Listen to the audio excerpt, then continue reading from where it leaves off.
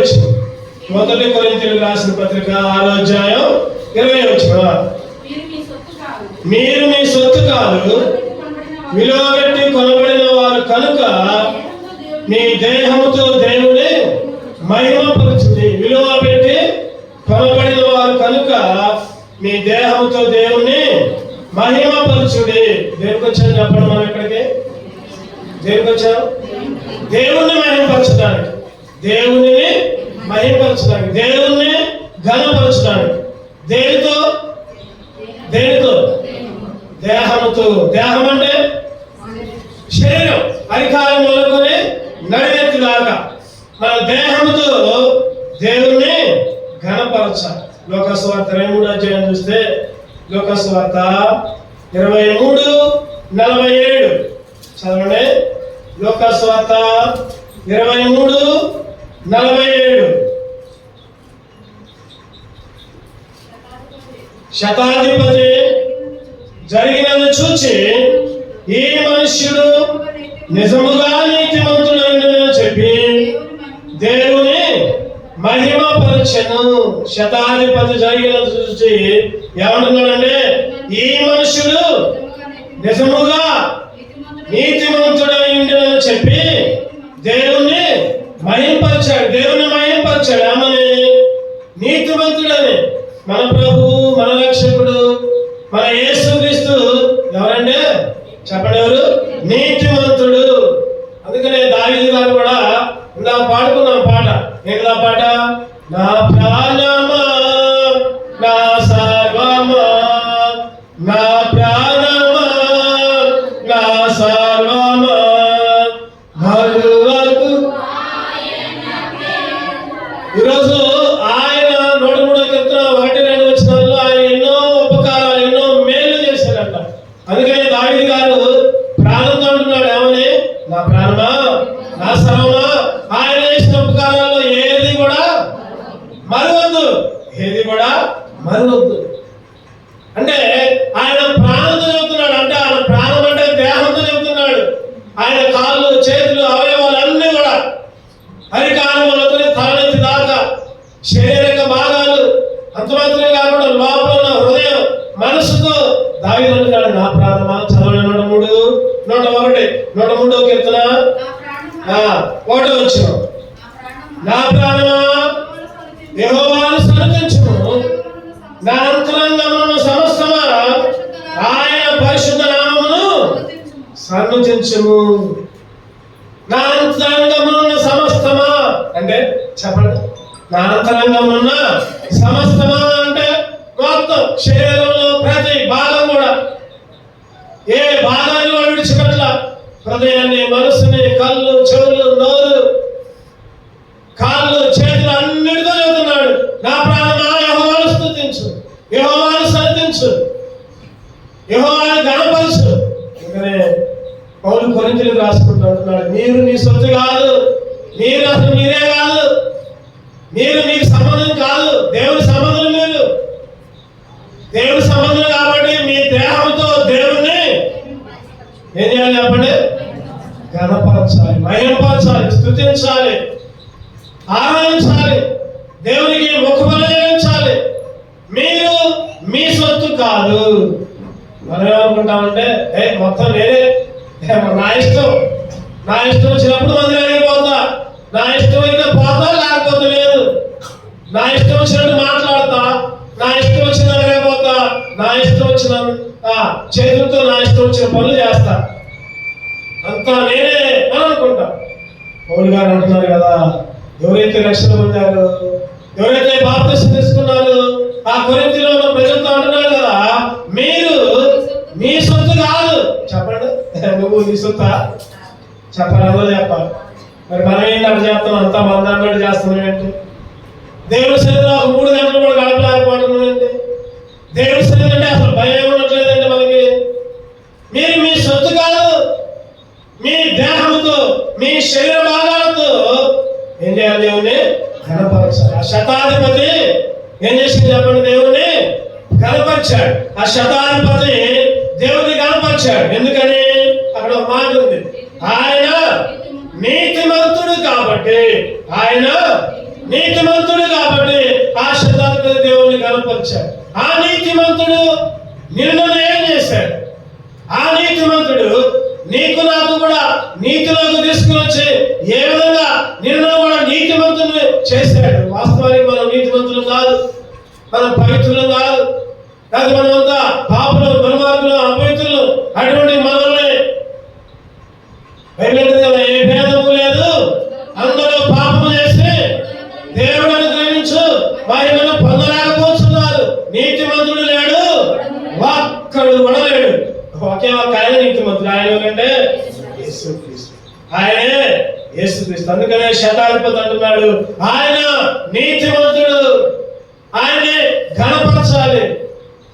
ఆ నీతిమంతుడు ఏ విధంగా నన్ను నీతిమంతుడిగా చేశాడు. ఆరాధనలో భాగంగా మన అంశం ఏంటంటే ఆ నీతిమంతుడు నిన్ను నన్ను కూడా ఏ విధంగా నీతిమంతుడిగా మార్చాడు. క్లుప్తంగా ఒక 5 విషయాలు ధ్యానం చేసుకుని దేవుని ఆరాధించుకున్నాం. మొదటిగా రోమీయులకు రాసిన పత్రిక 8వ అధ్యాయం 30వ వచనం. దగ్గర కదా తీసిన వాళ్ళు, బాయ్స్ అయినా గర్ల్స్ అయినా లేడీస్ అయినా. రోమీయులకు రాసిన పత్రిక 8వ అధ్యాయం 30వ వచనం. మరియు ఎవరిని ముందుగా నిర్ణయించను వారిని పిలిచెను, ఎవరిని పిలిచెను వారిని నీతిమంతులుగా తీర్చెను, ఎవరిని నీతిమంతులుగా తీర్చెను వారిని మహిమ పరచెను. మరియు ఆయన ఎవరిని ముందుగా నిర్ణయించెను వారిని పిలిచెను, ఎవరిని పిలిచెను వారిని నీతిమంతులుగా తీర్చెను. ఎవరిని పిలిచాడు? నాకు మనం 3 పాటలు అయ్యేవాడుకున్నాం. ఏమని? పేరు పెట్టి పిలిచాడు. పేరు పెట్టి ఆయన స్తుతించాలి. స్తుతించు స్తుతించు స్తుతించు, ఎందుకంటే పేరు పెట్టి పిలిచాడు. 2వ పాటలో కూడా పేరు పెట్టి పిలిచాడు. 3వ పాటలో కూడా నా ప్రాణమా నా సర్వమా ఆయన స్తుతించు. ఈరోజు ఎందుకు ఆయన స్తుతించారంటే మనం నీతిమంతులుగా చేశాడు కాబట్టి. మరి ఎట్లా నీతిమంతులుగా చేసిందంటే ఒకటోది పేరు పెట్టి పిలిచి, పేరు పెట్టి పిలిచి, పిలుచుట ద్వారా ఆయన నిన్ను పిలిచాడు. మన పేర్లు పెట్టి పిలిచాడంట ఆయన. ఆయన మన పేర్లు పెట్టి పిలిచాడు. అందుకని బైబిల్ అంటుంది కదా, ప్రయాసపడి బాధ మోసుకొస్తున్న సమస్తమైన జిల్లారా నా యొద్దకు రండి, నేను మీకు. ఎక్కడ రెఫరెన్స్ చెప్పండి? రెఫరెన్స్ మత్తయి సువార్త 11వ అధ్యాయం 28వ వచనం. మత్తయి సువార్త 11వ అధ్యాయం 28వ వచనం. రెఫరెన్స్ గుర్తు రావాలి. ప్రయాసపడి భారం మోసుకున్న సమస్తమైన జిల్లారా నా యొద్దకు రండి. ఆయన పిలిచాడు మనల్ని, ఆయన నిన్ను పిలిచాడు, పేరు పెట్టి పిలిచాడు. అందుకే ఆయన్ని స్తుతించాలి. ఆయన పిలిచాడు, ఆయన నీ కొరకు నా కొరకు బలి అయ్యాడు. 1 పేతురు 2వ అధ్యాయం 24వ వచనం ప్రకారం, 1 పేతురు 2వ అధ్యాయం 24వ వచనం ప్రకారం మన పాపం విషయమై చనిపోయి నీతి విషయమై జీవించినట్లు ఆయన తానే తన శరీరమందు మన పాపములను రాని మీద మోసుకొనెను. ఆయన పొందిన గాయముల చేత మీరు స్వస్థత నొందితిరి. ఆయన పొందిన గాయముల చేత ఏం చేశారంట? పాపులమైన మనల్ని, పాప విషయంలో చచ్చిపోయిన మనల్ని నీతి విషయమై జీవించినట్లు ఆయన తానే ఆయన శరీరంలో మన పాపాలన్నీ మ్రాల మీద మోసుకున్నాడు. ఆయన పొందిన గాయాల చేత స్వస్థత వచ్చింది. మన దోషాలంట లెక్కకు మించున్నాయంట. చెప్పలేస్తారా? ఒక 100 పాపాలు చేశారు, చెప్పలేస్తారా? నేను చేసింది ఇప్పుడు దాకా ఒక 1000 పాపాలే, లేకపోతే 1000 దోషాలే, అంతకంటే ఎక్కువ చేయలేదు అంటారా? ఇవన్నా ఎవరు కూడా అనలేదు. ఎవరు కూడా దావీదు గారే అంటున్నారు నా దోషాలంట. చదువుతారండి కీర్తనలు 40వ అధ్యాయం, కీర్తనలు 40 12వ వచనం. లెక్కలేని అపాయములను చుట్టుకొనేవి నా దోషములను తరం పట్టుకొనగా నేను తల ఎత్తి చూడలేకపోతే లెక్కకు అవి నా తల వెంట్రుకలను మించి ఉన్నవి. లెక్కకు అవి ఏంటయ్యవి?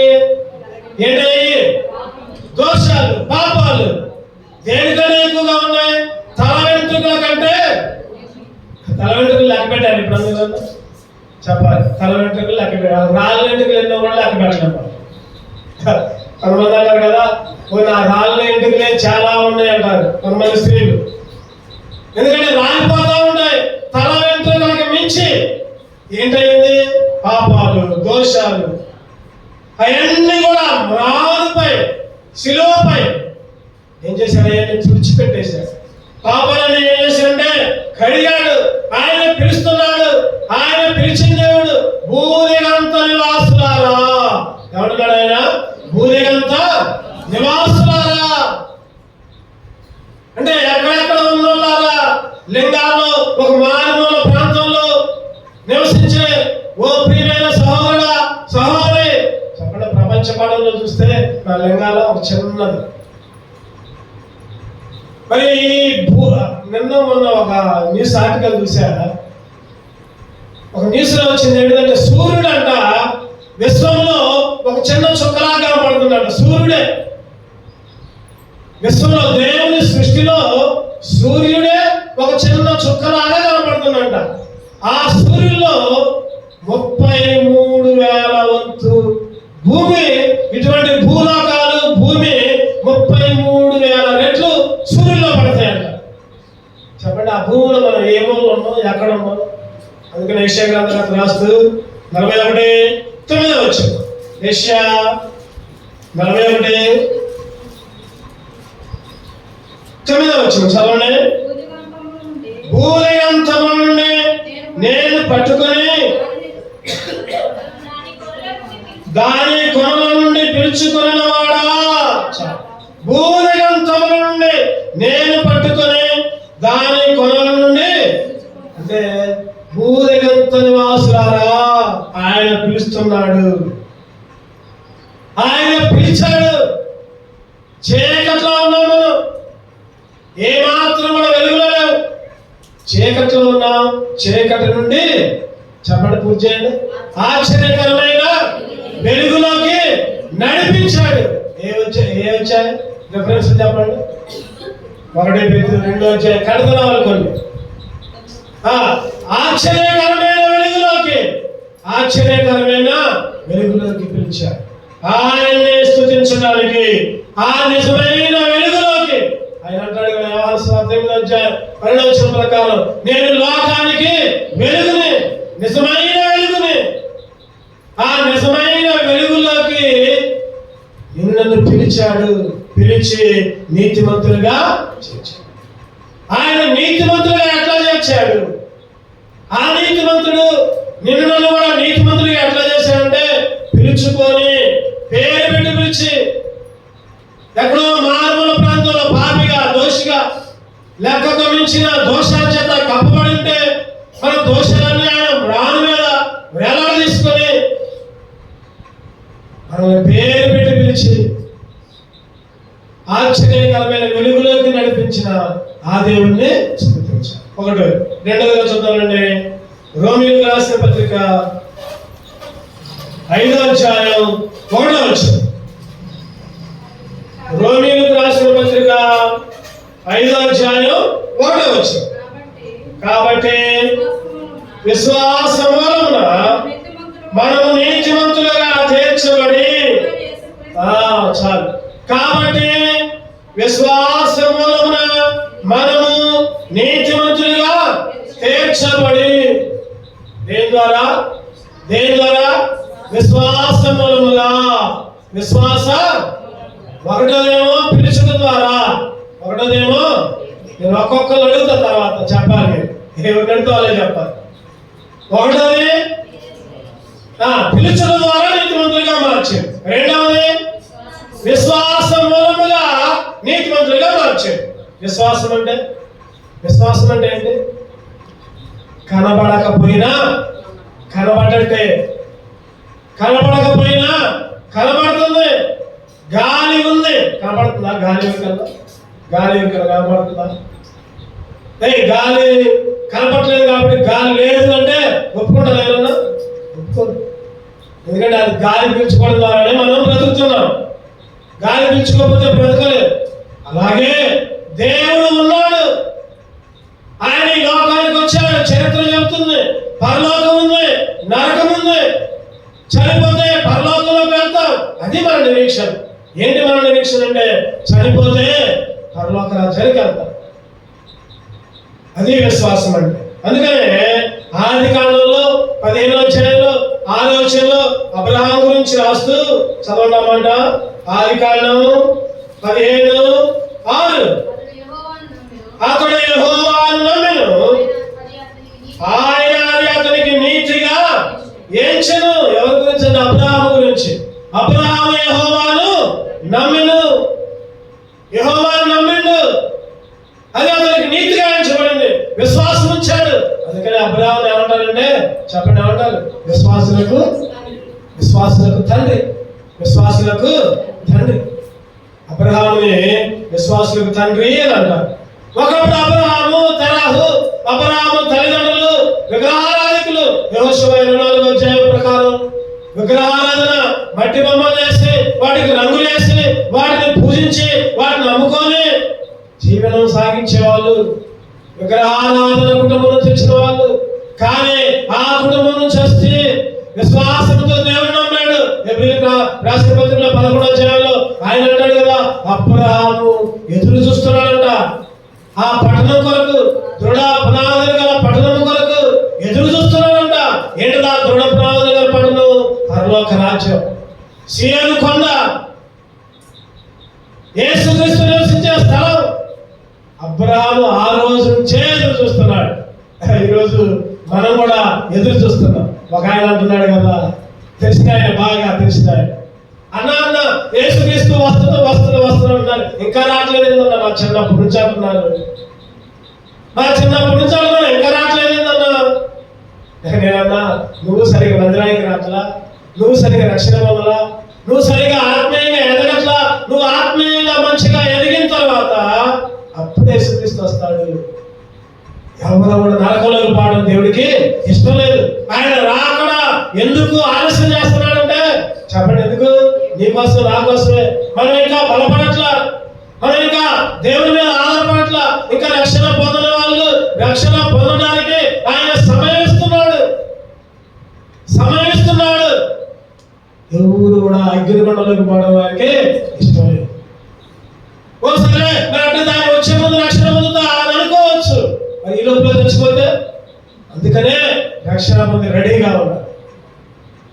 విశ్వాసం మూలమున చెప్పండి.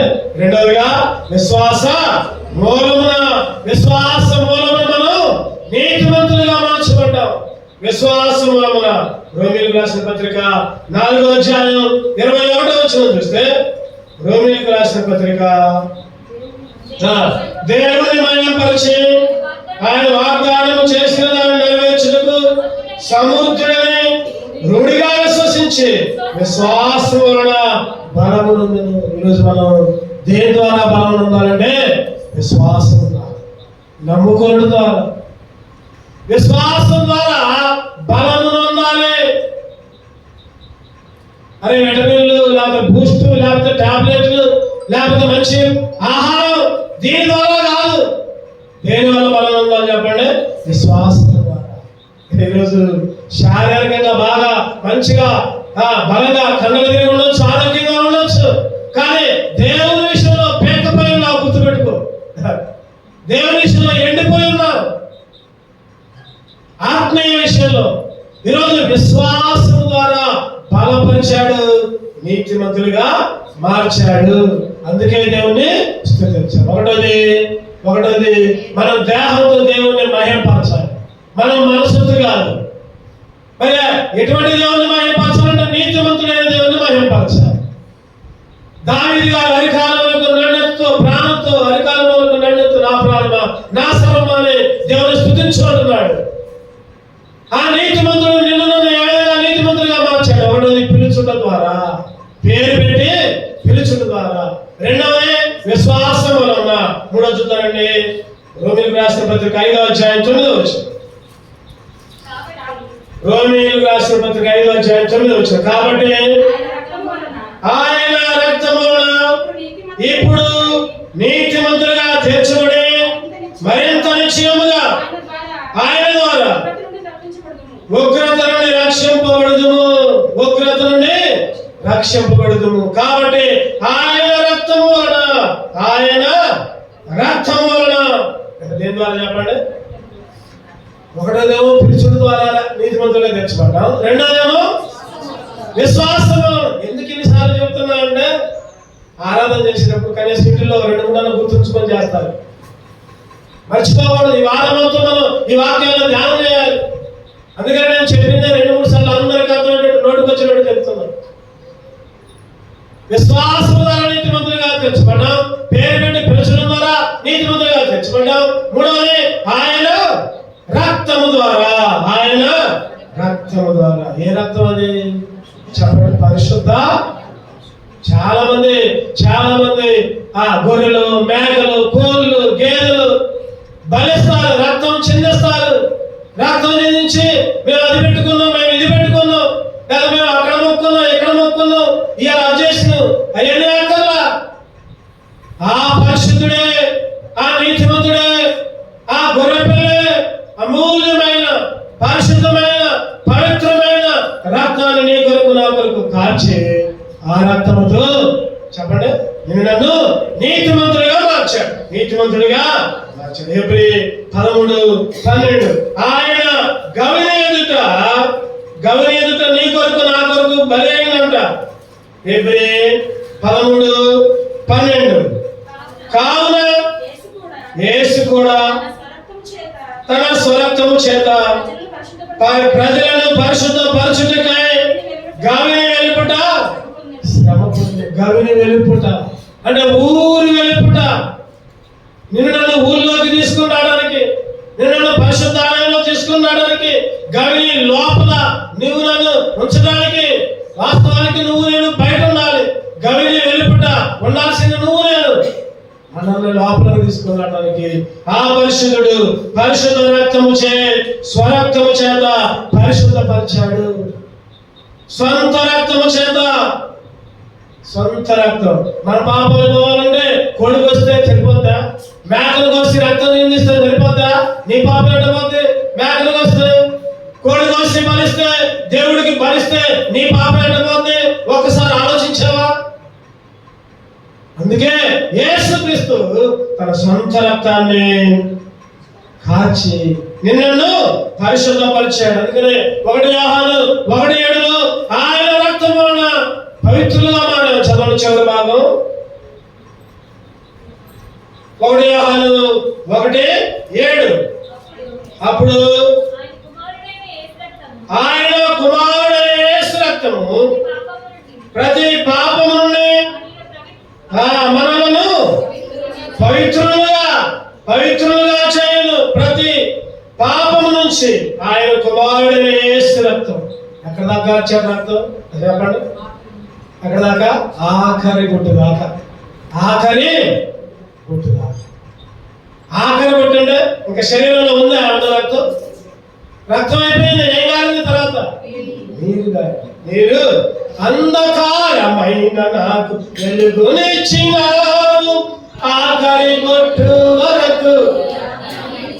అలా ఉన్నారు. అంధకారమైన నాకు వెలుగునిచ్చినావు ఆఖరి గుట్టు వరకు రక్తమిచ్చినావు. ఏమని వర్ణింపను రుణం ఎలా తీర్చను? ఏమని వర్ణింపను రుణం ఎలా తీర్చను? యేసయ్యా నీవు నాకు చేసిన మేలు, యేసయ్యా నీవు నాకు చేసిన మేలు, యేసయ్యా నీవు నాకు చేసిన మేలు, యేసయ్యా నీవు నాకు చేసిన మేలు, యేసయ్యా నీవు నాకు చేసిన మేలు, యేసయ్యా నీవు నాకు చేసిన మేలు. వర్ణింపలేను వివరింపలేను యేసయ్యా నీవు నాకు చేసిన మేలు. ఆఖరి మటు దాకా ఏం ఉంచుకోలా. మన దగ్గరకు వచ్చేవాడు నేను అడిగితే అక్క కొద్ది నూనె పోస్తాం అంటే ఏం చేస్తాం? ఒక బొట్టు పోసి నీళ్ళు మనం ఉంచుకుంటామే. ఈరోజు యేసుక్రీస్తు ఆయన కొరకు ఏం ఉంచుకోవాలి? రక్తం. ఆఖరి పొట్టు దాకా ఆయన రక్తం వల్ల నిన్ను నీతిమంతులుగా మార్చాడు. అందుకే దేవుడు ఆరాధించాడు. వా నా దేహంతో నిన్ను మహిమపరచేటట్టు, నా దేహంతో నిన్ను ఘనపరచేటట్టు చేశావయ్యా. పేరు పెట్టి పిలిచి నన్ను నీతిమంతులుగా మార్చాడు. విశ్వాసము ద్వారా నన్ను నీతిమంతులుగా మార్చాడు. నీ రక్తాన్ని కాల్చి, నీ పవిత్ర రక్తాన్ని కాల్చి నీతిమంతులుగా మార్చాడు. 4వ చూద్దామండి. రోమీయులకు రాసిన పత్రిక 3వ అధ్యాయం 24వ వచనం. అన్ని రోమీయులకు రాసిన పత్రికలో నుంచి. రోమీయులకు రాసిన పత్రిక 3వ అధ్యాయం 24వ వచనం. కాబట్టి నమ్మువారు ఆయన కృపచేతనే క్రీస్తు యేసునందరి విమోచన ద్వారా ఉచితముగా నీతిమంతులుగా తీర్చబడుచున్నారు. క్రీస్తు యేసునందరి, చెప్పండి, క్రీస్తు యేసునందరి విమోచన ద్వారా ఉచితముగా నీతిమంతులని ఆయన కృప చేత, ఆయన కృప, ఆయన కనికరం. ఎట్లా? డబ్బులిచ్చి కాదు. డబ్బులిచ్చి నీతిమంతులుగా తీర్చుకోవాలంటే ఆ నీతి మనకు అందేది కాదేమో. మనకంటే కోటేశ్వరులు ఎప్పుడు కొనుక్కొని పోయేవారు. అవునే కాదు? చెప్పండి. డబ్బులిచ్చి కొనుక్కునేటట్టయితే ఈరోజు నీకు నాకు అందేది కాదేమో. ఆయన ఉచితముగా చెప్పండి. కొట్లో పోయి ఒక చాక్లెట్ ఉచితంగా ఇస్తావా అని ఆ కొట్టు యజమాని అడగండి. ఏమంటాడు? ఒక చాక్లెట్ ఉచితంగా ఫ్రీగా ఇవ్వాలి నాకు అంటే ఏమంటారు? చెప్పండి. ఇస్తారా? ఒక్క రూపాయి ఏ మాత్రం కూడా ఉచితంగా. ఈరోజు ఉచితముగా ఆయన కృప ద్వారా, అట్లా ఆయన కృప చేతనే క్రీస్తు యేసునందరి విమోచనము ద్వారా, క్రీస్తు యేసునందరి విమోచనము ద్వారా ఉచితముగా నీతిమంతులుగా తీర్చబడ్డావు. ఎంత గొప్ప సంగతి! నీ కృప ద్వారా ఉచితముగా నన్ను విమోచించావు, నన్ను నీతిమంతులుగా మార్చావు. అపవిత్రుడైన నన్ను, ఏ మాత్రం కూడా పవిత్రత లేని నన్ను, యెషయా గ్రంథం 64:6. యెషయా గ్రంథం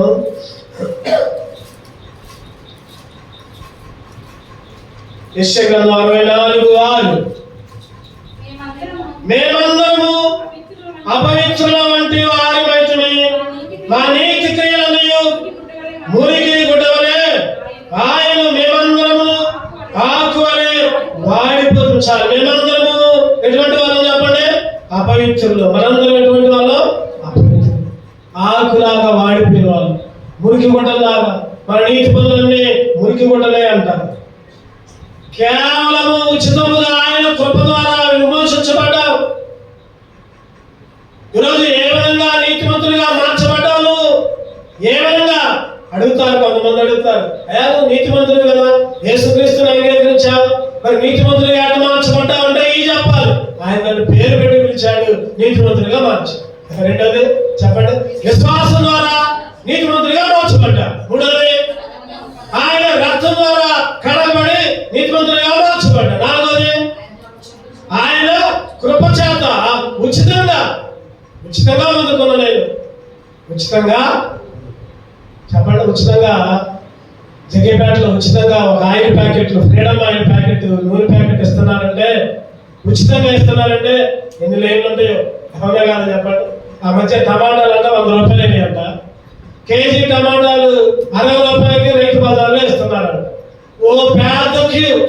ఆ పేద క్యూలో నిలబడి ఒక ఆయన చచ్చిపోయినట్టు ముసలాయన బాబు. ఈరోజు కొద్దిగా రేట్లు తగ్గించేస్తుంటేనే బారులు తిరున్నారు. ఈరోజు ఆయన ఉచితముగా నన్ను నీతిమంతుడిగా మార్చాడు. అందుకే దేవుణ్ణి స్తుతించాలి. చివరికి 5వ చూద్దారండి. ఇంకా ఎట్లా నీతిమంతులుగా మార్చబడ్డాం? రోమీయులకు రాసిన పత్రిక 4వ అధ్యాయం 25వ వచనం. ఆయన మన అపరాధముల నిమిత్తము అప్పగింపబడి మనము నీతిమంతులుగా తీర్చబడుటకై లేపబడను. ఆయన మన అపరాధముల నిమిత్తం అప్పగింపబడి, చెప్పండి, ఏం చేశారంట? మనలను నీతిమంతులుగా తీర్చబడుటకై లేపబడను. ఆయన తిరిగి లేచాడు. ఎందుకు? నిన్ను నీతిమంతులుగా మార్చడానికి. అంటే ఆయన చనిపోయి తిరిగి లేవడం ద్వారా నువ్వు నేను నీతిమంతులమయ్యావు. ఆయన చనిపోయి సమాధిలో ఉంటే నీతిమంతులు కాదు మనం. అవునా? చెప్పండి. ఆయన సమాధిలోనే ఉన్నాడు అనుకోండి, అలాగే ఎందుకు మందిరానికి వస్తాం? ఎందుకు బైబిల్ పట్టుకుంటాం? ఎందుకు దేవుని అంగీకరిస్తాం? ఆయన సమాధిలో లేడు. ఆయన సమాధిలో లేడు, తిరిగి లేచాడు. తిరిగి లేచడం ద్వారా నీతిమంతులుగా మార్చబడ్డాం. అందుకే ఆయన స్తుతించాడు. ప్రభువా, నా కొరకై చనిపోయావయ్యా, నా కొరకై తిరిగి లేచావయ్యా, నా కొరకై తిరిగి వస్తావా. ఆయన తిరిగి లేచింది దేనికి చెప్పండి? మళ్ళా రావటానికి. మళ్ళా వచ్చి ఆయన తిరిగి లేచడం ద్వారా నీతిమంతులమయ్యాం. తిరిగి వచ్చి మనల్ని నీతిమంతులు కొనిపోబడతాడు, తీసుకొని పోతాడు. ఆయన తిరిగి వచ్చి ఆయన లేపబడి అపరాధముల చేత మనం ఉంటే మనల్ని తిరిగి లేపాడు. ఆయన సమాధిని గెలిచి అందుకనే యెషయా ప్రవక్త రాసుకుంటాడు, సజీవులు సజీవులే కదా, సజీవులు సజీవులే కదా. చూద్దాం యెషయా 38:19. యెషయా 38:19 చదవండి. సజీవులు సజీవులే కదా నిన్ను స్తుతించుదురు. ఈ దినమున నేను సజీవుడనై నిన్ను స్తుతించుచున్నాను. ఈ దినమున నేను సజీవుడనై నిన్ను స్తుతించుచున్నాను. ఆయన తిరిగి లేచింది ఎందుకు చెప్పండి? మనల్ని కూడా నీతిమంతులుగా మార్చడానికి, మనల్ని తిరిగి తీసుకొని పోవడానికి, తిరిగి లేచడం ద్వారా, తిరిగి లేవడం ద్వారా. తిరిగి లేచాడు అంటే దాంతో ఏమంటే మళ్ళీ వస్తాడు. మళ్ళీ వచ్చి ఆయన రాజ్యంతో మనల్ని తీసుకొని ఆయన తిరిగి లేచిన ద్వారా జీవము నాకు నివా, తిరిగి లేచి నాతోనున్నా. పరమ జీవము నాకు నివా, తిరిగి లేచి నాతోనున్నా. నిరంతరము నడిపించును, మరల వచ్చి యేసుకొని పోవును.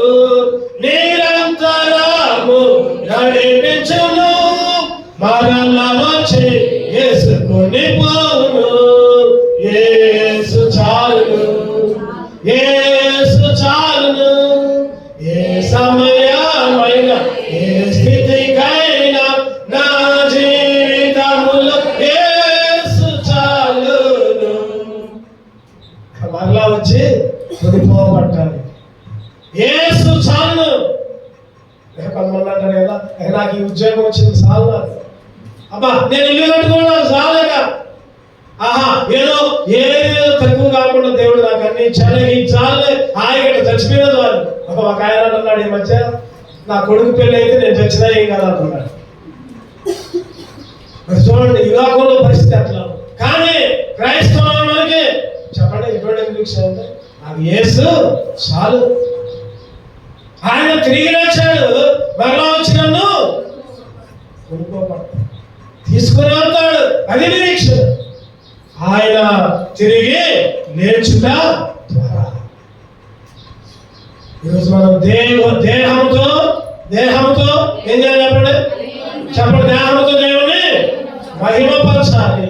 ఎందుకు దేవుని మహిమపరచాలంటే ఆయన నీతిమంతుడైన యేసుక్రీస్తు అని శతాధిపతి చెప్తున్నాడు. దావీదు గారు అంటున్నాడు, నా ప్రాణమా, నా సర్వమా, నా అంతరంగము సమస్తమా ఆయన స్తుతించున్నాడు. ఆ నీతిమంతుడు ఏం చేశాడు చెప్పండి? ఏదైనా నీతిమంతుడిగా మార్చాడు చెప్పండి. ఒకటోది ఏదైనా నీతిమంతుడు మార్చాడు. ఒకటోది చెప్పాలి, పేరు పెట్టి పిలుచడం ద్వారా, పేరు పెట్టి పిలుచడం ద్వారా. తర్వాత రెండోది రానాక చెప్పాలి గట్టిగా, విశ్వాసం ద్వారా. రెండోది విశ్వాసం ద్వారా నీతిమంతులుగా. మూడవది మార్గ. రెండవది విశ్వాసం ద్వారా. మూడవది నేను అందుకని 5 చెప్పా. 5 చెప్పుకుంటా జాగ్రత్త చెప్పి అడుగుతాను. ఆయన చెప్పడం ఇంకా. మూడవది ఆయన రక్తం చేత, ఆయన రక్తము చేత. మరి చెప్పండి, ఒకటోది పేరు పెట్టి పిలవడం ద్వారా, రెండోది విశ్వాసం ద్వారా, మూడోది, నాలుగోది కమల.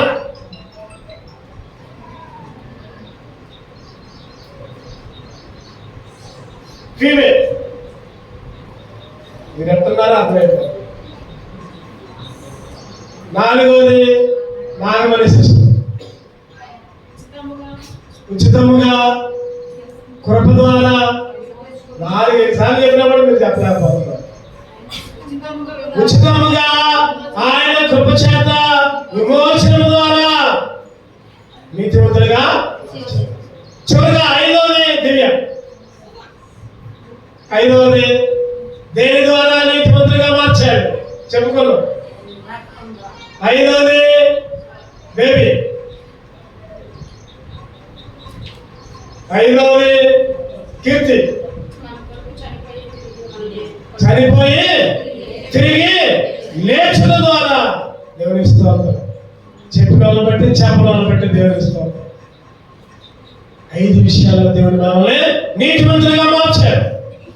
5 విషయాల్లో పేరు పెట్టి పిలిచాడు. ఒకటోది, రెండోది విశ్వాసం ద్వారా, మూడవది ఆయన రక్తం ద్వారా, నాలుగవది ఉచితముగా ఆయన కృప ద్వారా విమోచించబడి, ఐదవది ఆయన తిరిగి లేచిన ద్వారా. అందుకే దేహంతో దేవుణ్ణి కనపరచాలి, దేహంతో దేవుణ్ణి ఆరాధించాలి. అటువంటి ఆరాధించే భాగ్యాన్ని దేవుడు మనకి అనుగ్రహించును గాక.